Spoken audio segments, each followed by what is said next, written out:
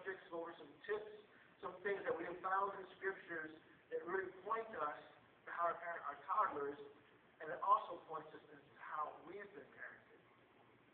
See, if you're here this morning and you don't have toddlers, or maybe you don't even have kids, you might be tempted to think, well, this one's not for me. I shouldn't have came today. I should have stayed home. So I feel a little bit. Shame on you.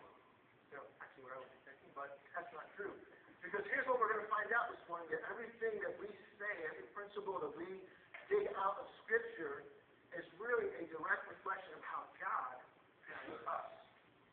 So two things are going to happen this morning. You're either going to have a morning of instruction, of reminders of how to parent your children, or you're going to have a morning of inspiration, of being reminded of how God has parented you and how we need to appreciate those facts and allow that to help us move forward as we try to follow Christ.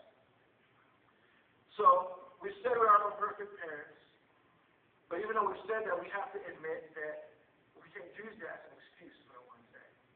We can't use that saying, I'm not a perfect parent, you're not a perfect parent, so oh well, as an excuse. We have to be willing to admit that we need help, that we can constantly be improving our parenting skills and what it is that we need to do.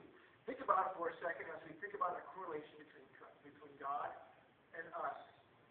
Where would we be right now if God as the Father denied the fact that his children had a sin from? We'd all be on our way to hell, wouldn't we? We'd all be on our way to destruction. But God didn't deny that his loving, precious children had a sin problem. He did something about it. He came up with the plan. God didn't do what we've seen done many times in public before, right? We got the little toddler, we'll call him Jimmy, because Jimmy Purchase is one of the most disobedient people ever met. But little Jimmy is walking around, right, saying a